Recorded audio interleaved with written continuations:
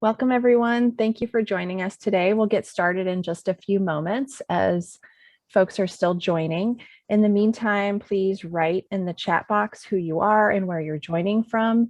Please also make sure that you select your language. To select a language, click on the bottom where you see the globe icon, and it will take you to the English or French channel. You can then mute the original audio. Everyone needs to select a language to ensure that you're able to listen to all of our speakers.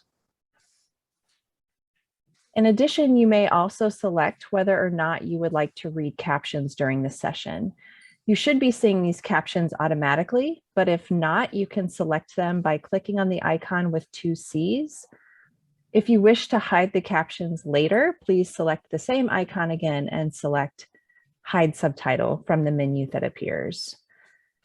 These captions are generated using an automatic feature in Zoom and therefore might not be 100% accurate. On the Zoom platform, captions are only available in English at this time. And we've also shared a few poll questions that we encourage you to respond to while we wait for others to join. And please continue to introduce yourself in the chat. That's great. If you'd like to read these questions in French, the French translation has been added to the chat box. And as a note, the questions are on the slide in both English and French, and the answer choices are in both English and French in the poll.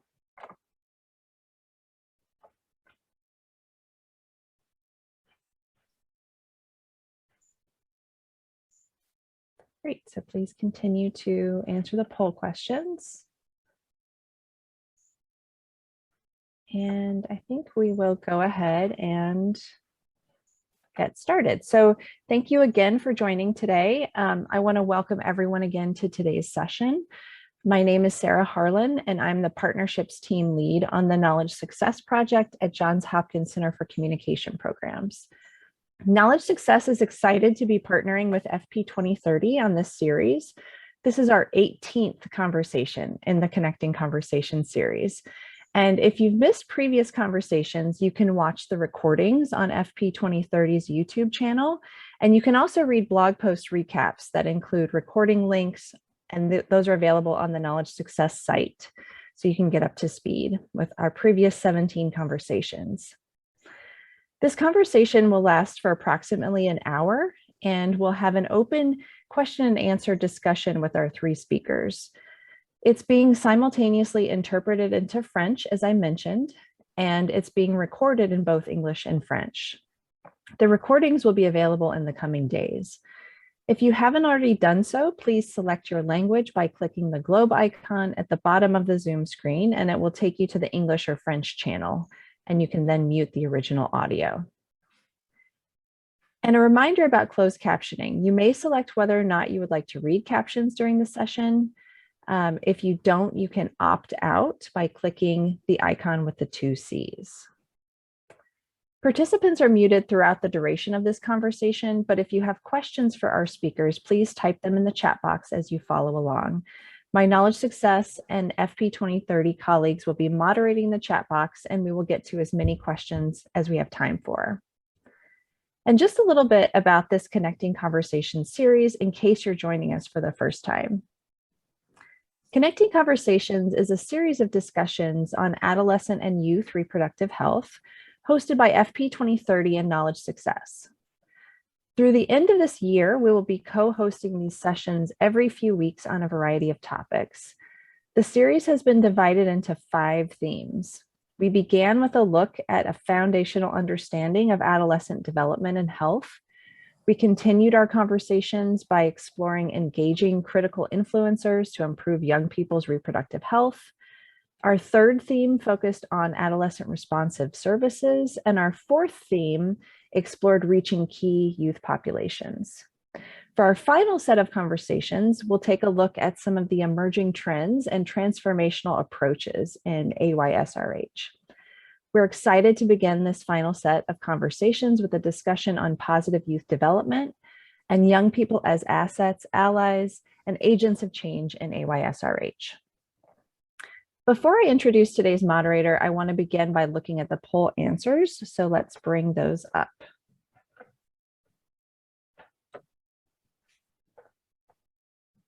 Great. So it looks like some of you are familiar with positive youth development, not all, a lot are not or are unsure. And about a quarter have used the positive youth development approach in your work. And it looks like the majority agree that strengthening protective factors is a strategy to reduce risk behaviors. Great. So it looks like we'll all have a lot to learn from today's session. So now I'm pleased to introduce our moderator for today's conversation.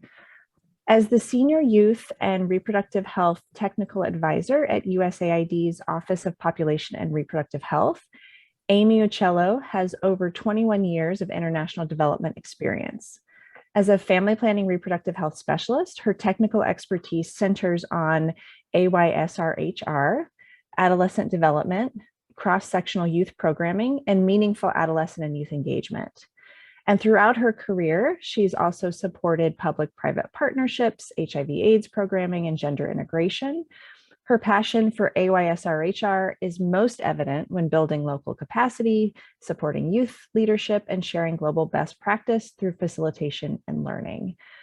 As a senior technical advisor, she manages a global portfolio of youth programs, and she offers technical guidance in AYSRH demand generation, service delivery, and quality of care, supported by expertise in measurement, evaluation, and research.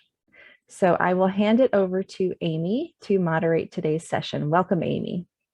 Thank you so much, Sarah, and it's a great pleasure. Good morning, good afternoon, everyone. Thank you for joining us. For those of you on the East Coast, thank you for joining at an early hour. I'm delighted to introduce our panelists, and then we'll dig into our questions as well. So I'd like to begin by introducing Kristely Bastien. She's a senior program manager at EnCompass for USAID DACHA's Generate Results with Our Work, or GROW, project, working to strengthen the capacity of democracy, human rights, and governance center staff to lead high-quality learning events that include positive youth development, trainings, facilitate information exchange, and broaden their technical influence as thought leaders in the DRG community. Ms. Bastien has nearly 10 years of program management experience with expertise in PYD, sexual and reproductive health, and disability integration. Prior to her current position, she served as a youth technical advisor in Abidjan, Côte d'Ivoire, focusing on human-centered design and youth-focused reproductive health projects. Ms. Bastien has an MPH in Global Health Communication from the Milken School of Public Health at George Washington University, and a BS in Health Science and Human Physiology from Boston University. Welcome, Kristely. We also have Richard Lerner. He is the Bergson Chair in Applied Developmental Science and the Director of the Institute for Applied Research in Youth Development at Tufts University. Prior to joining Tufts University, he was on the faculty at the Pennsylvania State University, Michigan State University, and Boston College, where he was the Anita L. Brennan Professor of Education and the Director of the Center for Child, Family, and Community Partnerships. He's the founding editor of the Journal of Research on Adolescence and of Applied Developmental Science. He has received numerous awards throughout his decades-long career, and in 2020, the APS named him the 2020 James McKean Cattle Fellow Award winner for lifetime outstanding contributions to applied psychological research.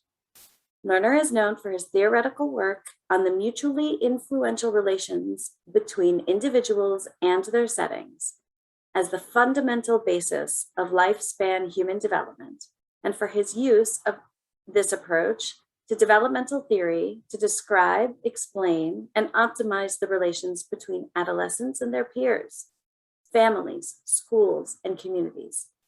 His work integrates the study of family, school, and community-based programs in the promotion of positive youth development and youth contributions to civil society. Welcome, Richard. And finally, but not last, Pauline Picho Keronyai. Apologies, I hope I pronounced that correctly.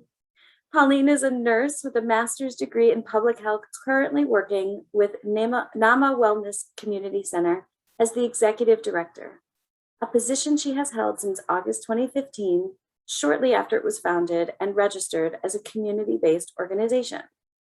In her position, she has worked closely with the governing board to upgrade the organizational status to NGO.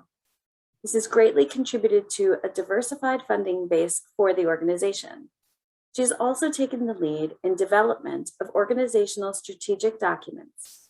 In partnership with Community Health Impact Coalition, she has participated in several advocacy activities aimed at improving community health systems in the country, including renewing guidance and rolling out training courses for community health workers.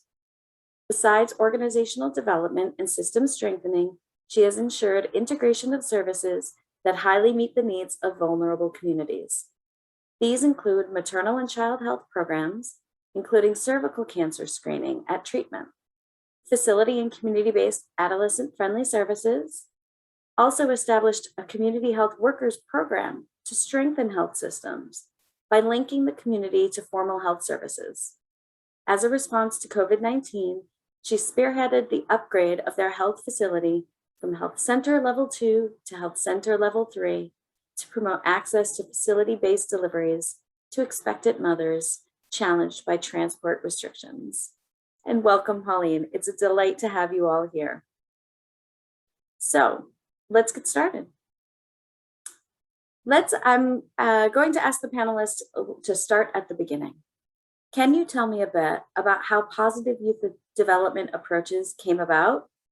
And what are some of the key principles to PYD? I'll be referring to positive youth development as PYD, just to keep it short. Richard, why don't you start us off? Thanks.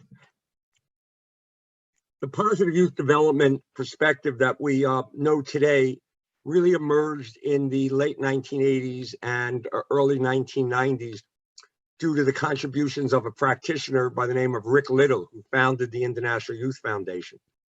Prior to the emergence of the International Youth Foundation and Rick's ideas about what constituted positive development, there was a model of positive development that existed in both research and practice, but it was based on the idea, the belief that adolescence is a period of universal and inevitable storm and stress.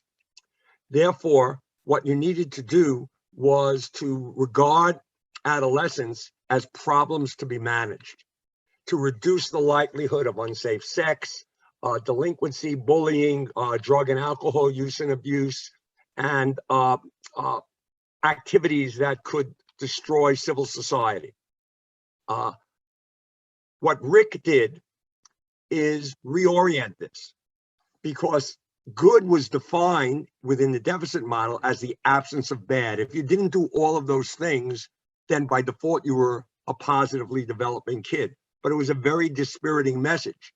When he began to talk to practitioners, he said, well, I know what the researchers say, but my kids, the kids that I deal with in my programs and my communities, have strengths. Why aren't we talking about the strengths and the positive things that we want kids to show? So Rick walked into a deficit model and came out with a strength-based approach to human development. Originally, he said, through interviews with practitioners all over the world, that youth have 4 strengths. Competence, a sense that I am a young person who can do things. Confidence, I'm sure that if I am given the opportunity, I can succeed. Connection, I recognize the importance of the other people in my life. And then character, a moral compass, a sense of knowing right from wrong and being committed to doing right. Those 4 C's of positive development were supplemented in 2 ways. First, caring was added in Rick's model, that if you do all those things, you'll care about other people, a sense of social justice and compassion. And then Rick hypothesized that in addition to those 5 C's, which were strengths when they existed at a high level, a 6th C, contribution to civil society, would emerge. So this strength-based perspective caught on, and now today there are not just Rick's model, but I would say a dozen models, but all based on the idea that all youth have strengths, that there are resources that can be found in families, in communities, in schools, in faith institutions. And here's the key idea, that if you align the strengths of young people, things like purpose and the ability to self-regulate and executive function and growth mindset, if you align those strengths that exist in every kid with the resources that exist in that kid's world, all young people can be better off. All young people can increase in their ability to do the things necessary to thrive across their adolescence and into adulthood. So that's a very brief history, but that's where the idea came from. And now what we see in current thinking, both in research and practice, not only in the US, but around the world, is that strength-based perspectives have been documented and have done away with the inevitable deficits that were believed to exist. Thank you so much. It's good to hear that history. And I think all of us who are on this call who have been working in youth development can recognize those strengths in young people, and they're just bursting to let their experience come through if adults would just listen. It's true. I agree with you, Amy. I would like to add to Dr. Richards by saying that positive youth development is a framework that came to guide communities on how to organize services, opportunities, and support that can help young people develop to their full potential. And like Dr. Richards said, it's basically because it's a difficult period really to transition from childhood to adulthood.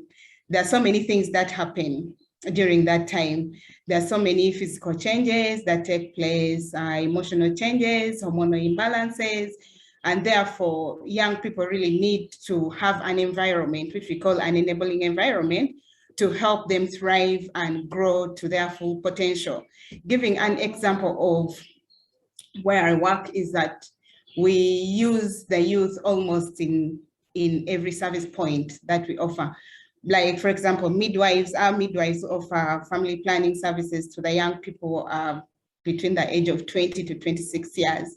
So that means that they understand the needs of these young people, and they are also participating in ensuring that the services are available and are friendly to them. So I would just like to add that. Yeah, thank you. Thank you so much, Pauline. So how can positive youth development approaches be used in AYSRH? I'd add an R at the end of that for rights. Programming. How have you seen PYD at work for this sector? Yeah, so like I said, we use the young people. They're like at the center stage of service delivery, and mainly sexual and reproductive health services. So we have a youth-led program where the young people take lead in designing and implementing some of the activities in the program, like forming drama groups that go out into the community and pass these SRH services to young people, adolescents, and the youth, and also the adults in the community. And they do not only transform the lives of the young people in the community alone, but even as they pass on these messages to these people in the community themselves, their lives are changed. You know, like they move and transition from the other ways of thinking into putting some of these things into practice, like access to family planning, safe services, gender-based violence. You know, some of the skits are around some of those messages that really support the young people to understand critically, think about situations and issues that are affecting them in the communities. And I've seen it work successfully, involving them and making sure that the environment is safe and enabling them to really go out there and express themselves, and really their abilities are seen and their strengths are really seen as they do some of these activities in the community. And we've also seen the community members really appreciative of some of these programs, because initially they were resistant. They were like, no, we can't do this. You're making our children start receiving family planning at an early age. No, you're going to make them get into, risky behaviors because now they are having family planning. But right now we've seen the community more receptive and they are more engaged with some of these activities that our youth are providing in the communities. And that is something that we have to celebrate as an organization. And I'll add as well, but I'll go through the 4 different domains of PYD to help explain what we did in Ivory Coast. So with assets, when it comes to making sure youth have the necessary resources and skills to achieve desired outcomes, we held reproductive health trainings. We paired a young person who was trained in reproductive health, and we also connected them with a midwife, so they had the credibility of the health content when explaining the RH content to the youth. When it comes to agency, making sure that the youth who did these trainings felt they could employ these assets to make their own decisions. We held trainings. We made sure that they were able to do their own trainings themselves. We had supervision meetings, so youth were able to see, I could improve here, I could do better here. When it comes to the enabling environment, making sure youth are surrounded by people and environments that maximize their assets, agency, all that great stuff. We worked with parents. We created guides on how to have parents talk to their youth about sex, reproductive health, how to use a condom, what is an implant. We worked with the government to create this guide as well. For contribution, when it comes to making sure youth are really involved in leading various events, creating tools. They were able to host events for us. They were able to contribute to content. For example, we worked with the deaf as well, and we were able to train the deaf on how to lead their own sexual health conversations. And they were able to do that for deaf in their communities as well. So those are a few examples. I'd like to both agree with both of my co-presenters. What they said is exactly on target. What has been documented in numerous program evaluations, both in the US and internationally, is what they're saying and other people have said really revolve around 3 key design principles for effective youth programs. The first is positive and sustained relationships with an adult mentor, coach, teacher that are sustained for at least a year in the lives of kids that they can depend on and know that they will get that mentorship and closeness. The second, what happens in those relationships? As Kristely just pointed out, life skill building curriculum. Increase the kids' knowledge of how to succeed in life, give them agency, empower them to take a leadership role. And then third, give the young person an opportunity to, in fact, not only participate in, but be a leader in family, school, community programs that are of value, so they can use those skills, enhance their agency and their confidence, that they can make a positive difference in themselves and the people they care about in their world. Thank you so much, panelists. I couldn't agree more. There are a couple of points that I heard you mention that I thought worthwhile just discussing for a moment. One is that we often work with young people to influence other young people, peer educators, peer mobilizers, peer.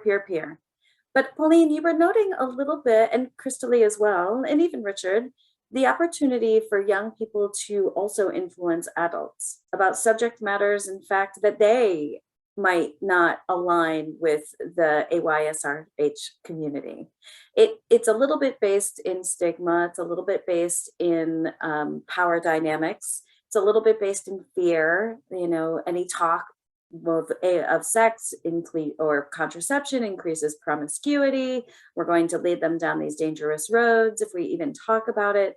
And yet there have been many an occasion, and I've heard of it in this chat as well as other countries, where young people can influence the ideas, the beliefs, the norms of adults. Has anyone else seen that kind of experience, or If not, what do you think challenges that kind of interaction?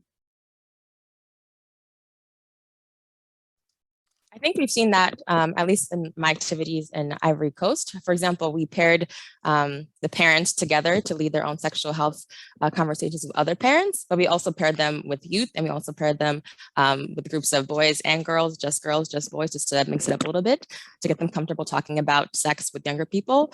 We did a lot of role play. It was very awkward. It was very uncomfortable, but that was part of the experience of getting parents to ask the questions they wanted to ask, getting youth to ask parents the questions they wanted to ask. And I think parents really enjoyed it. Even though it was very awkward, they were able to discuss their past experiences of being a young person, their first time having sex, why they waited, why they didn't wait, things of that nature. So I think getting parents and young people in the same room is really helpful, and having a third person or a neutral party being able to navigate those conversations is really helpful as well.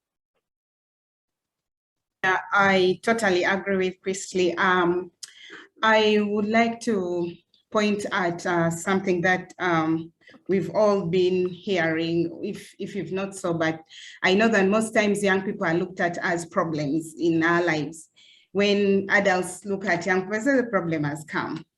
But once we transform that thinking from looking at young people as problems in our lives, that problems that we need to solve, and look at them as future generation that need to be nurtured and developed, you know, and then they grow to really their full potential, then the adults really get so much appreciative of some of these programs. And then, just like Kristely said, is bringing the adults together with the young people. Like we have the drama group, which I'm making reference to more often, is that when they go out there, they do not only present to the young people, they actually present to both the young people and the adults. And most of their skits are around sexual and reproductive health. And we've realized that some of these messages have actually changed the thinking of the adults in the community, because most times when you talk about sexual and reproductive health, right, something like that, the adults look at it as sex education. You're going to teach our children how to have sex, and that is not the issue here. Yeah, so when the young people go out there and make these presentations in the community, in the school compounds, the teachers get to understand and learn more about sexual and reproductive health, and get to appreciate it, because really there are so many things involved in sexual and reproductive health, menstrual hygiene management, which most of us or most of the community members don't really understand. Sexual, like gender-based violence, these are things that happen in our communities, and some of these come out in the skits and in the presentations that the young people make out there, and therefore they become more appreciative of sexual and reproductive health issues and these discussions when they happen in the community and at the health facilities. And I'll add one more point to that conversation. I think one thing we learned is that sometimes the young person isn't the right person communicating to the parent or the adult about reproductive health. Sometimes they don't want to hear it from a young person. They want to hear it from a parent. And I think being Caribbean descent and living in West Africa, it's very similar. So I think having those parents, other parents there to explain what SRH is was super helpful. So for example, there was a story of two sisters who wanted to choose a method of their choice, but were really scared to go back home and tell the parents, I got an implant. So instead, they went all the way home, brought their dad to the surface space to speak to one of our parents to explain, this is what SRH is, this is what an implant is, this is how it works, these are the benefits of having it, you might experience XYZ. So it was really informative to have the Mother Betty was her name, the parent mobilizer present, and see that trust between the child and the adult, and then the adult with the other adult to see, oh, this is what this is. I feel more confident having my child choose this method. I love that, Kristely, because one of the features of positive youth development is building positive norms, expectations, and perceptions, part of building that enabling environment. And we don't have to put all of the responsibility of changing norms onto young people. Yes, we want to encourage them. Yes, we want to build their agency. Yes, we want them to share and lead and contribute, but it's not entirely their responsibility. So if other adults are mirroring that kind of positive norms to adults in their community, it helps to change those norms even faster than young people who are often seen as advocates who might be tampered down a bit by adults who might get in their way. So if they're working in unison with those other adult advocates, they can really make some positive choices, some positive changes rather. I have a question from the chat box from the panelists, the participants. So what are the structures put in place to ensure sustainability in the actives with youth champions? So how do we build sustainability in our structures? This is all about PYD in our systems rather than just those of us advocates going strong and asking for it. That is one of the great challenges.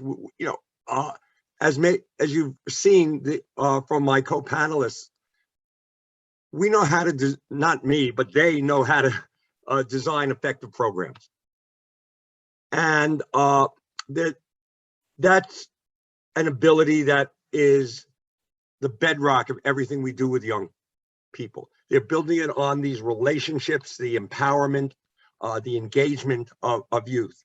What we really still don't know is how to scale. And we don't, there really is no literature to guide practitioners on sustainability. So scale and sustainability remain challenges in the 21st century, just like they were challenges. My personal belief is that we need a three-way partnership. And that hasn't been tried successfully either. The partnership should be among applied researchers who care about doing research that matters to people, practitioners who understand what it takes to bring, as we've seen already from my colleagues on the panel, ideas from research and put them into effective action, right? And then we need to bring in the kids and families as co-equal partners. So it's really a three-way collaboration. We're just getting started on that in two ways. Domestically in the US, 4-H is taking the lead in doing that. I don't know, 4-H is an international program, but US 4-H is trying to do this.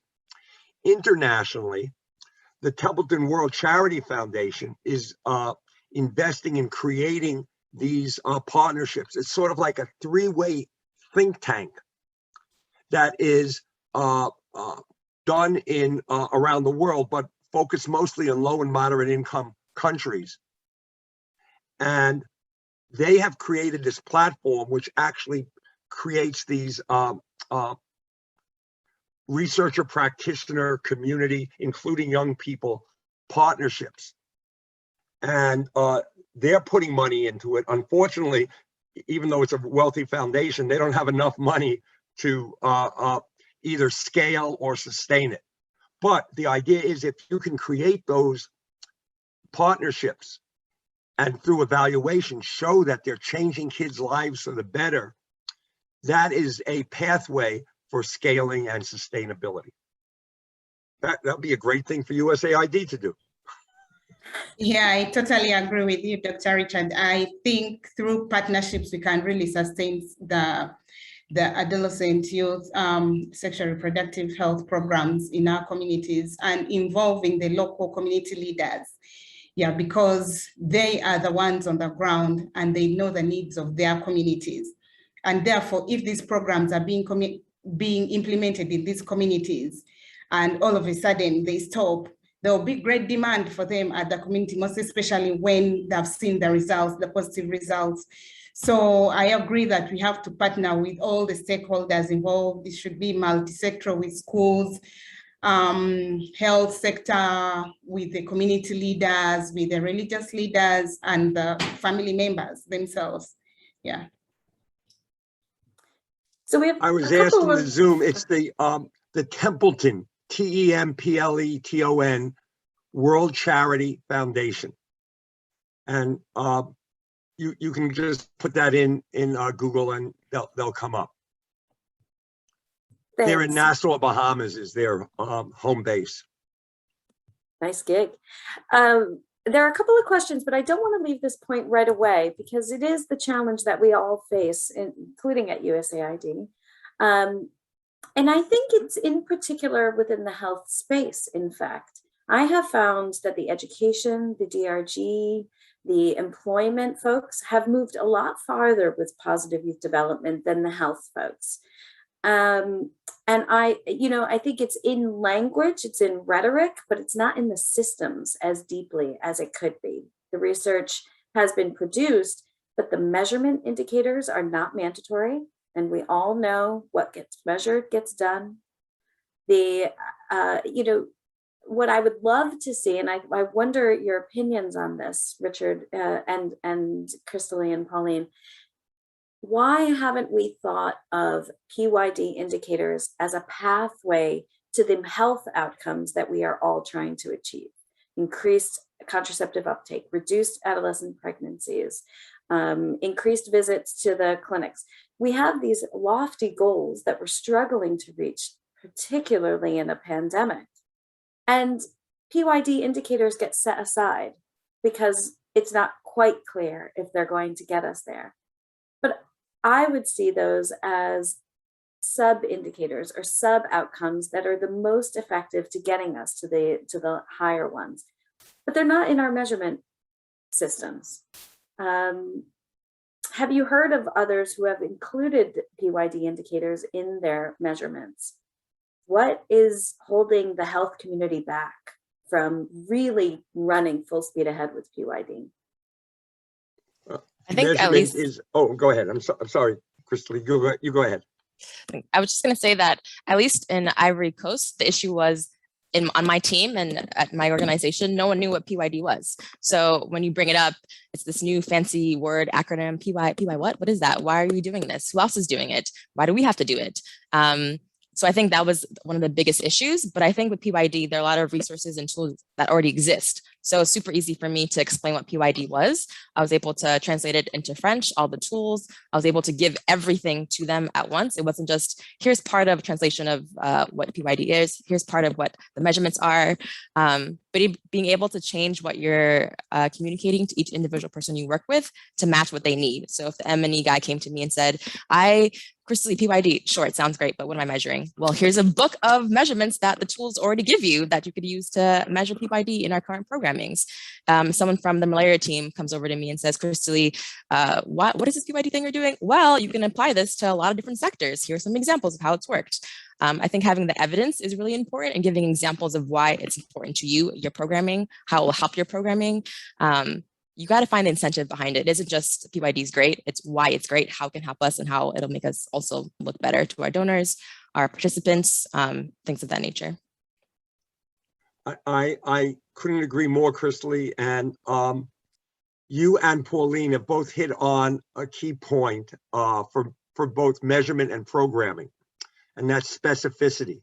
No two countries are the same, no communities are the same, and no two kids are the same. If you want to promote positive development in youth, you have to start at the level of the specific young person you're dealing with. And if you can do that in measurement, and you can, then you will see PYD being able to relate to health. We did a study, now it's 11 years ago. We found that youth high in the 5 C's that I mentioned earlier, competence, confidence, connection, character, and caring, they did not have any different timing in their lives of sexual debut than kids low in PYD. However, the kids high in PYD were much more likely to engage in safe sex than kids low in PYD. So that is one example that we did in my lab 11 years ago. And we're looking at different programs, not only 4-H programs, but scouting programs, both Boy Scouts and Girl Scout programs, etc. So it's possible to do this, but you have to start at the level of specificity of country, community, kids, and families. If you ignore that, then measurement is useless because there is no such thing as an average child. It doesn't exist. I love that specificity. Yes. Do we have the funding for it is always the question, but I love that you said we can definitely do this. Go ahead, Pauline, sorry to interrupt. No, it's okay. I just wanted to say that it's just disseminating the PYD toolkit to the health workers, because no one knows about PYD, so they just need to know and understand it and be able to feel that it is really showing results. Implementation of the toolkit or PYD in their health facilities or in the organizations is showing results, and probably also designing policies that include PYD. And I think I'll add one more thing about partnerships. Again, I think no one knew what PYD was when I was in Ivory Coast, but I think getting partners to also know the lingo of what PYD is. So when they come to meetings with MOH officials, other organizations, they can also speak the language of, oh, I know what assets are. We're also doing trainings. We're doing mystery clients. We're doing contribution. So getting the partners involved is also super important in highlighting how PYD can go across different organizations, programs, levels, et cetera. Fabulous. Thank you. I have to give honor to the questions coming in the chat here. There are a couple about myths and misconceptions. In Africa and Uganda in particular, the question of myths and misconceptions remain unanswered, and this has continued to entangle and impede the smooth uptake of family planning and SRH. How ready are the health-based NGOs in addressing this concern, because it is rooted away from the primary mindset of societies? And another person also asks about myths and misconceptions around SRH. How ready are NGOs to work on myths and misconceptions in ways they haven't before, perhaps utilizing PYD? Yeah, I with myths and misconceptions, it really cuts across. It starts with the community leaders. If I may give an example of an experience that we had some time back, and the local leaders, we had an engagement with local leaders, and they were like, I can't send my child to your facility to receive sexual and reproductive health. I just can't. What are you trying to do to this child? So what we decided to do with the district leadership was to organize a training for local leaders, because we realized they were really a great barrier to SRH services in the communities. And therefore, we trained them and made them understand what SRH was about, and most especially family planning, because some of them were like, we can't go for family planning ourselves. Why should our children be taken for family planning? Yeah, so we had that training, and I must say it yielded great results, because most of them really got to understand what SRH was, and they were able to recommend their children to come to our youth programs and learn more and be able to actually practice it and all that. So I think it's just about the knowledge gap that we have in our communities. And so if that is not addressed, then we'll continue to have these challenges coming up in all corners of our countries and communities. So the best way was to train them, and we appreciate that they were trained. And we also had parents coming on board to understand what SRH was, just basically to demystify the issues around sexual and reproductive health and family planning specifically. In Ivory Coast, we were very, I think, prepared to take on myths. It was part of our programming to address that directly in front of the youth. So for example, we would have the sexual education conversations with youth present, and they could ask whatever they need to ask. So if someone said, if you get an implant, you're going to bleed forever, it'll never stop. Someone who has the credibility, who is a nurse, who is a midwife, can respond and say, I have education, I can tell you why that isn't true, et cetera, et cetera. And we also tried to make it more fun for young people. So we created a game called Are You Smarter Than a Midwife, where we would ask all these questions to youth in a game format, teams, girls against boys or mixed. And it would say, when would a girl usually get her period? Where does the implant go? Is it in your leg? Is it in your armpit? Is it in your brain? Just a lot of different questions to address some of their concerns. So they were comfortable to respond openly. And if they got the question wrong, we would be able to get back to them with the correct information. That's fabulous. I love that. And I actually participated in Are You Smarter Than a Midwife? So it was a real fun exercise. I don't think I was, to be honest. You know, one thing I'm noting that is sort of an underlying current in all of the experiences that you've shared is not just increasing education, because we have plenty of trainings. Where the rubber hits the road is when there's trust. When young people can trust, when the parents can trust, when there's that connection, that spark that allows everything that you spew out from your curricula or from your packaged, PYD measurement toolkit, or everything that we can stand up in our t-shirts and talk about, only hits the ground when there's trust built within that community between the health practitioners, between the young people and then their peers and their communities. What are some ways that you think that we can facilitate that trust? And following that, I'll go back to a question from the panel. They ask about safe spaces, which I do believe is interlinked with trust. So how do we facilitate those safe spaces where trust can indeed be built? Yeah, thank you, Amy.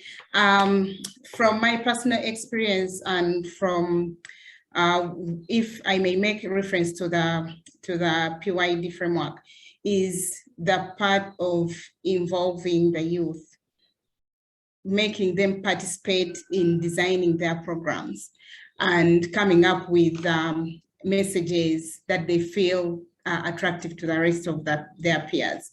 So creating safe spaces, like I said, some of our midwives are actually adolescents, and some of our clinicians are youth, and they are trained. Yeah, so by so doing, that means that they understand the situation their peers are going through. And therefore, when they come to the health facility for some of these services, they are speaking from an experience, from personal experiences that they are having or that they've always had as they are developing from that age to adulthood. So I feel the issue of trust comes from providing services that meet the needs of the person who is benefiting from that service. If an adolescent comes and you put probably an IUD and they go back home bleeding throughout, there's no way she's going to come back. Or if you put an implant and maybe you injure her nerve, there's no way she's going to come back. So the quality of service that we are offering to them matters a lot, and the quality of care that they receive when they come to the health facility matters a lot. So involving them in offering these services really makes them understand that they're accepted, and they can also really help the rest of their communities benefit from these services. So I feel just providing quality services that meet their needs and helping them participate in this service provision. Yeah. I completely agree with what Pauline is saying. I would also add consistency, I think, is really important. I think oftentimes people use the PYD approach as a checklist of, yes, I have invited one youth to my monthly meeting about program design, but being very consistent. Yes, you invited that one youth, but did you invite anybody else? Are you inviting the same youth to every single meeting? Are you bringing someone else from a different community to join the meetings? Are you listening to the youth? Are you asking them, what do you think? I think one of my issues when I was in Ivory Coast was that youth they knew exactly what to say to the adult, to make me happy, to make me smile. Kristely, your program is amazing. I would never change anything. It's wonderful, the end. But I would ask almost every week, Amy, what would you change? What do you like? What don't you like? And I think after 6 months, it got to them that Kristely actually means this question. So they gave me thoughts on Kristely. I don't think the training is going really well. It's not super exciting. Honestly, putting on condoms on a fake penis in the light doesn't work for me. I use it at nighttime. I can't see. I need to learn how to put on condom with no light on. So we had games where we would practice putting on condoms blindfolded, for example. So being responsive, they tell you they don't understand something, explain it 20 different ways, 25 different ways, just making sure you're listening and being consistent. So I was asking, what do you think? Why do you think that? What would you suggest? So that's my biggest message. I love that. And it's, I'm sure, I remember the giggles and trying to put a condom on with a blindfold. That's a great way to respond to what young people are saying and to make it more adapted to what they desire. And I'm sure it was much appreciated and helped build that trust. There's also been mention of, and Kristely, you mentioned this about representation. Who is there? Is it the same youth over and over again, the sort of professional youth that we quite often bring back to our events? But in order to be more representative, we need to start broadening that space. And there are folks in the chat who have talked about engaging adolescent boys and young men. This is not only for young girls. Working with those who are not married and those who are married, working with, sort of the diversity of young people and male engagement, and working on different topics as well. Pauline, you talked about menstrual health and hygiene. We don't only have to focus on one type of youth. We don't only have to focus on one type of health. So I appreciate those comments from the participants and the experiences that you all have shared. One person asks, can you tell us more about the youth that you've worked with? How old are they? Do you have any particular lessons about working with minors? So I would add to that very young adolescents, those aged 10 to 14, if you've had any experience along those lines, would be interesting. Are these youth that tend to already be in youth groups? Or do you reach out to those who aren't already engaging in this topic? So it's about that representation. Yeah, for the case of our organization, we've worked with youth from 10 or adolescents from 10 to 24 and the youth. Yeah, so we tend to group them, and these groupings is from their interest. Like if a young person comes and wants to participate in the youth-led programs, we ask them what their problem is. What their interest is. If they're interested in singing, in dancing, in sharing their experience, or in hygiene, in menstrual hygiene management, then of course we group them. We tell them, okay, fine, if you're interested in menstrual hygiene management, so this is the group you're going to work with. And these groups are purely youth-led. There is no adult.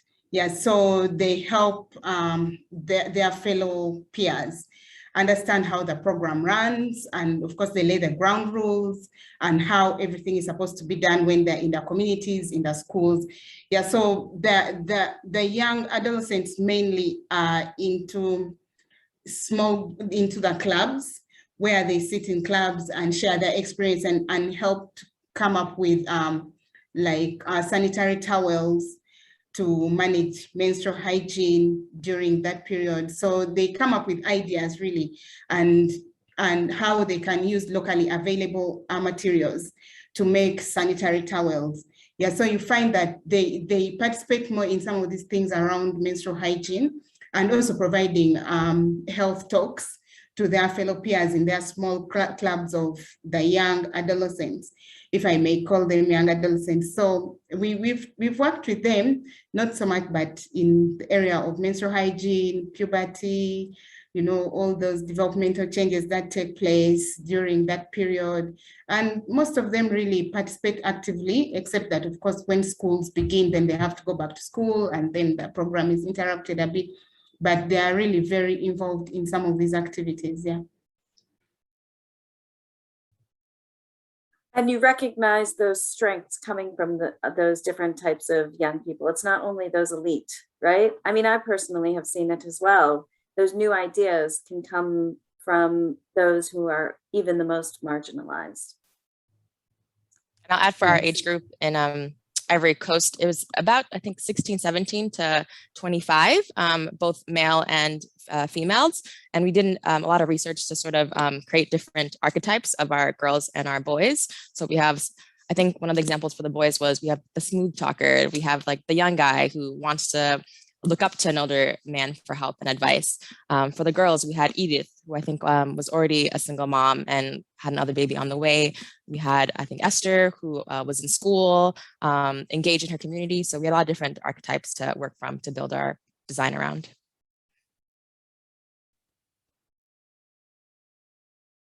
That's great. And I recall the work that you have been doing with young people with disabilities and building that bonding, that membership, that belonging, sense of belonging with some communities who are quite often ignored. Have others had interactions with young people with disabilities and bringing that in, those strengths into the positive youth development work?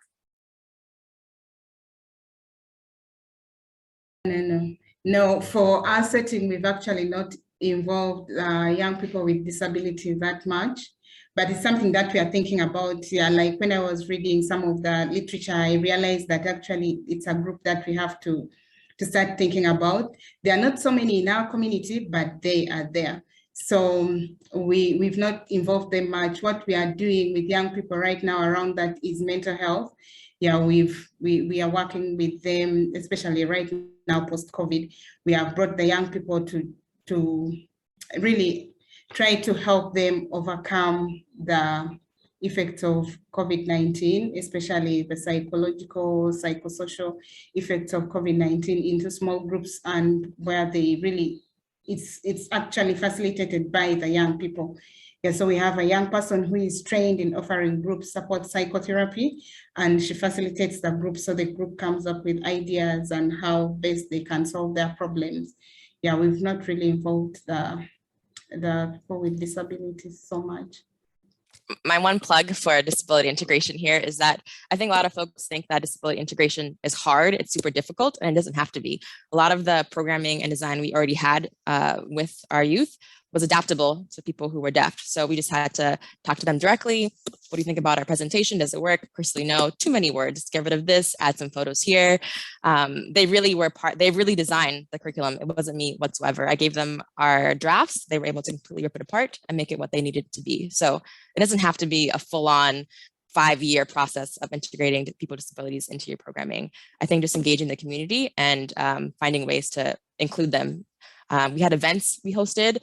We invited people who were deaf to the events. So we had interpreters present. So all girls and boys could see what was going on. They were able to speak up through an interpreter as well. So just being very inclusive, I think, is super important. And it's very simple. Not simple, but it isn't extremely hard. I love that. And a lot of folks have been asking about the best ways to really sustain and incorporate meaningful youth engagement, just not tokenistic, but truly meaningful youth engagement. And I think you've already spoken of a couple of examples. Richard, do you have any thoughts about how to institute the engagement so that that leadership shines through, the representation is there, and that it's not tokenistic, just, hey, we had one youth in the corner over there. That was going to be my first point. You know, Kristely mentioned that you invite a youth and then they're gone. Imagine if you were the only person, let's say, under 20 in a room with people who were more than a decade older than you. So you need to empower young people by making them leaders of the group, or co-leaders at the very least of the group, and not just have a token one person. One of the things that research has shown is that if you're able to engage youth, that is the strongest opportunity to promote PYD. More than dosage level, duration of dosage level, engagement is key. But developmental relationships, which we have been implicitly talking about throughout this conversation, are the key there. You have to have positive developmental relationships that are sustained and marked by trust and mutual affirmation. And if you do that and you don't engage in tokenism, and you recognize the specificity of that child's interests, which I guess Kristely and Pauline also have pointed out, that's the best way to empower and engage youth. Can I add one quick thing? I know we're running out of time, but I think a lot of organizations, we look outward of parents, you have to do this. Parents, you need to be more engaged and involved with your young person.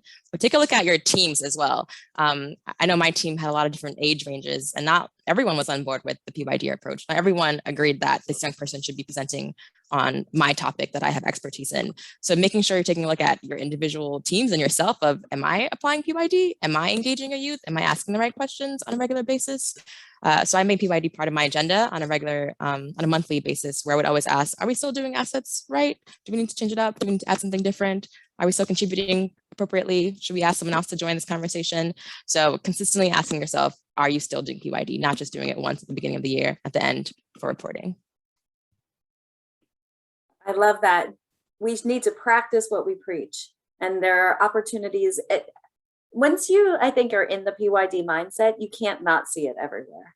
And I think that once those of us who are advocates can say, well, this is an opportunity, it's not that challenging, as you said, Kristely. I'm going to wrap up because we're at the end here. If you have any final comments, Pauline, Richard, and Kristely have spoken, please let me know. I think my only main comment is just be consistent. PYD is a great approach. I think it's super helpful, especially if you're new to the youth space, you're new to the reproductive health space. It's super helpful in being able to consistently find a theme across all your activities, being able to find incentives when approaching your supervisor about using this approach.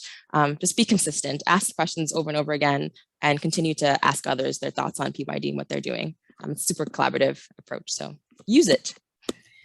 Sure. Yeah, I would say actually PYD is sexual and reproductive health. Once you implement PYD, then the rest just fall suit. So let's just implement it, and sexual and reproductive health issues will be solved in our communities. It's all about understanding it, disseminating it to those who need to understand it, and then implement it. I just want to reiterate the importance of that three-way collaboration. One of the things that I think should mark that collaboration is humility. There's a shortage of humility in academia after spending 50 years in it, but we cannot collaborate with communities if we're not humble. They are the true experts of what life is like in their community, what life is like as a child or an adolescent in their community. So we need to have that humility and create that partnership with researchers, practitioners, and the community. If we do that, we will find the specificity we need to make every kid's life better. I love it. Thank you so much to the panelists. Some great points there about humility and consistency, making sure that we can find ways to sustain true leadership in positive youth development, and that it's not that hard. It's everywhere, it's possible. So thank you so much to the panelists. I'll pass it back to Sarah now.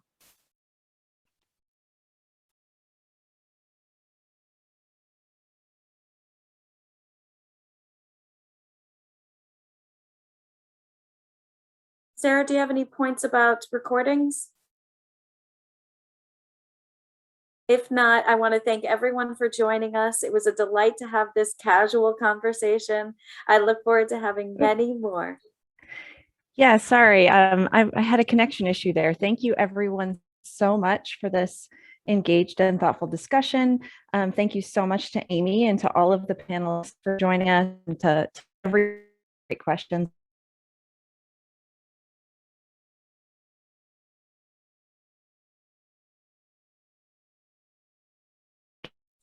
I think we've lost Sarah. And on, oh, there you go. Oh. And we hope that you'll join us for our next webinar, October 28th at 7 a.m. Eastern time, where we'll explore multi-sectoral partnerships in AYSRH. So again, thank you so much to all the speakers and to Amy for moderating the discussion. And we hope to see you October 28th. Thank you too. Bye. Thanks. Bye-bye. Bye.